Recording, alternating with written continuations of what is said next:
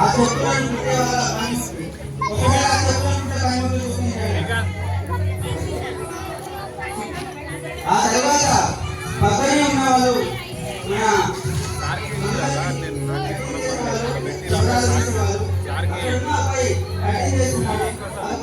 అబ్బాయి వాళ్ళ కొడుకు. ఆ తర్వాత ఇక్కడ అడ్డంకి తన బాధ్యతని చెక్కి వివిధ పరికరాలు మన పనిముట్ల నుంచి మన ఇంటి వస్తువుల నుంచి అన్ని చెక్కే బడ్రంగి. ఆ తర్వాత ఇక్కడ బట్టల వస్తువు కట్టుకొని వృద్ధులను పెట్టి మన శాఖలను సింబాలిక్ గా చూపిస్తున్నారు. మన శాఖలు ఏం చేసేవాళ్ళంటే అప్పట్లో మన బట్టలన్నీ ఉతికేసేవాళ్ళు. వీళ్ళు బట్టలు ఉతకడం అది వేయడం వాళ్ళ వృత్తుల వారిగా జరుగుతుండేవి. అప్పట్లో ఎట్లుంటుంది అంటే మన తండ్రులు వారసత్వంగా వృత్తిని ఇచ్చేవాళ్ళు. వాళ్ళ తండ్రి అదే చేసేవాడు, వాళ్ళ కొడుకులు అదే చేసేవాళ్ళు, వాళ్ళ తర్వాత తరాలు కూడా అవే చేసేవాళ్ళు. అలా చేసే టైంలోనే మనకు స్వతంత్రం వచ్చిన తర్వాత భారత రాజ్యాంగం రూపొందించుకున్న తర్వాత బాబాసాహెబ్ అంబేద్కర్ గారు నిర్ణయించుకున్నది ఒకటే, ఈ వృత్తుల వారిగా కుల వ్యవస్థ వల్ల విచక్షణ కోల్పోయి మనం చిన్న చూపు చూడడం మొదలుపెట్టినాం. ఈ వృత్తుల వారిగా కులాలు ఉన్నాయి కానీ కులాన్ని చిన్న చూపు చూసేది ఆలోచన మనం మానుకోవాలి. అంటరాని మనం రూపుమాపాలనే ఒకే ఒక ఉద్దేశంతో భారత రాజ్యాంగంలో రాశాడు, అందరూ సమానులే, వృత్తులు కేవలం వాళ్ళ పని వాళ్ళ జీవన ఆధారం మాత్రమే, అందరం సమానంగా ఉండాలి. ఈ రాజ్యాంగం అందరికీ సర్వ హక్కులు ఉంటాయి, ప్రతి ఒక్కరు ఈ రాజ్యాంగంలో భాగమే అని అంబేద్కర్ తీసుకొని రాజ్యాంగంలో లిఖితపూర్వకంగా మనకి ఇవ్వడం జరిగింది. ఇప్పుడు మన బాబాసాహెబ్ అంబేద్కర్ ఏ విధంగా మాట్లాడింది. ఒకప్పుడు ఏంటంటే ఊళ్ళోకి వచ్చే పరిస్థితే లేదు, మంగళవారం చేస్తూ వాళ్ళ దగ్గర ఉన్నాడు. ఎస్సీలు అయితే మరి దుర్భర పరిస్థితి, ఊళ్ళో ఎక్కడో ఉండేటోళ్ళు. అలాంటి పరిస్థితిని బాబాసాహెబ్ ఎట్లా మార్చిండో చూపించడానికి మేము చిన్న ప్రయత్నం చేశాం. బాబాసాహెబ్ అంబేద్కర్ వెల్కమ్.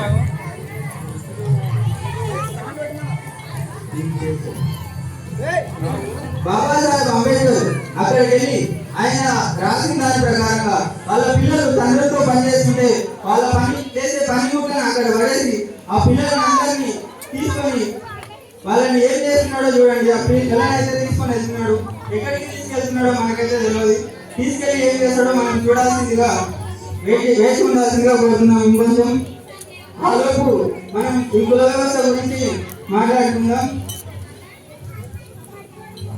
ఇక్కడ నిజంగా చెప్పాలంటే ఒకనొక టైంలో ఎంత దుర్భర పరిస్థితులు ఉండేవంటే దీనికి తినడానికి తిండి కూడా సరిగ్గా ఉండేది కాదు. బ్రిటిష్ వారి పరిపాలన వచ్చిన తర్వాత మరింత భయంకరంగా తయారైపోయినాం. ఎలాంటి పరిస్థితి అంటే మనం పొద్దంతా కష్టపడి పని చేయాలి, పని చేసిన దాంట్లో చాలా బాగా కూడా మన శ్రమకి తగ్గ ఫలితాలు ఇచ్చేవాళ్ళు కాదు. 14 గంటలు పనిచేసే వాళ్ళు స్వతంత్రానికి ముందు. బాబాసాహెబ్ అంబేద్కర్ రాజ్యాంగంలో రాసిండు 14 గంటలు 12 గంటలు చేస్తే ఒక శ్రామికుడు ఏమవుతాడు, వాడికి శరీరం ఆరోగ్యం ఏమవుతుంది, వాడు 100 ఏళ్ళు కావాల్సినాడు 60 ఏళ్ళు చదువుతుందని చెప్పేసి 8 గంటలే శ్రామికుడు పని చేయాలని చెప్పేసి బాబాసాహెబ్ అంబేద్కర్ రాసిండు. ఇప్పుడు మీరు కుల వృత్తులు ఉన్నాయి, సొంతంగా పని కాబట్టి వాళ్ళు పని మందైనా బంగారు పడకూడదు. కానీ వేరే వారి దగ్గర ఉద్యోగం చేయడానికి వెళ్ళినప్పుడు అమలు పని చేసేవాళ్ళు మనకు చాలా మంది కూలి పనికి వెళ్ళేవాళ్ళు. మనకు 14 గంటలు చేసి ఇంటికి వచ్చి వంట చేసుకొని తినాలంటే వాళ్ళకు ఉండే టైం ఎంత, వాళ్ళు పడుకుంటే వాళ్ళకి రెస్ట్ ఎంత. అలాగే వారం మొత్తం కష్టపడే ఆదివారం తెలుగు ఉండేటట్టు రాజ్యాంగం రాశాడు. ఈయనలో ఉండే ఈ పని వాళ్ళకి ఇక్కడ పనులు చేసే ప్రతి ఒక్కరికి ఓటు ఇవ్వకపోతే ఏమవుతుండే అని ఒక్కసారి మీరు ఆలోచించాలి.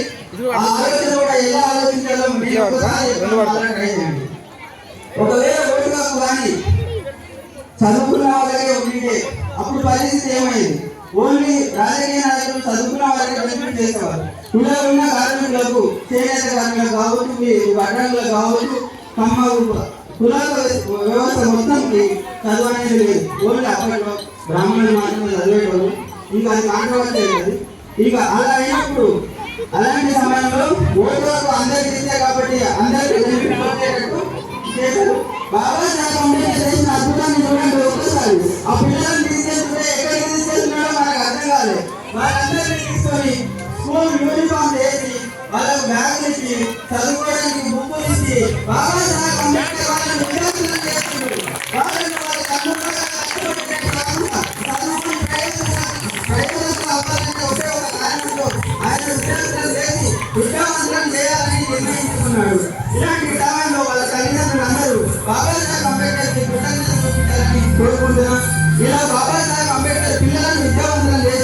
విద్యార్థులను చేసిండు. విద్యార్థులు విద్యావంతులై, ప్రయోజకులై, రాజకీయ నాయకులై, లాయర్లై, డాక్టర్లై ఒక మంచి గౌరవమైన పొజిషన్లో ఉంటే వాళ్ళందరూ ఎంతో గొప్పవాళ్ళు అవుతారు. ఇలా పనిచేయడం వల్ల ఎప్పటికీ గొప్పవాళ్ళు కాలేదు అనేది ఒక చిన్న మెసేజ్ అంబేద్కర్ గారు ఇవ్వడం జరిగింది. మీరందరూ అండ్ చాలా సంతోషంగా ఉంది. ఇక్కడ ఉన్న ఈ పిల్లలు వాళ్ళు సొంతంగా డైలాగ్ ఇవ్వాలని అనుకుంటున్నారు, కానీ వాళ్ళు ఇవ్వలేదని చెప్పేసి నేను ఎక్స్ప్లెయిన్ చేయడం జరిగింది. అండ్ ఇలా ఎక్స్ప్లెయిన్ చేసినందుకు మీకు అందరికీ ఎంతవరకు అర్థమైందో తెలియదు. ఈ సహకరించిన పెద్దలకి అండ్ సార్ వాళ్ళకి, స్టూడెంట్స్కి అందరికీ 76వ గణతంత్ర దినోత్సవ శుభాకాంక్షలు. Thank you.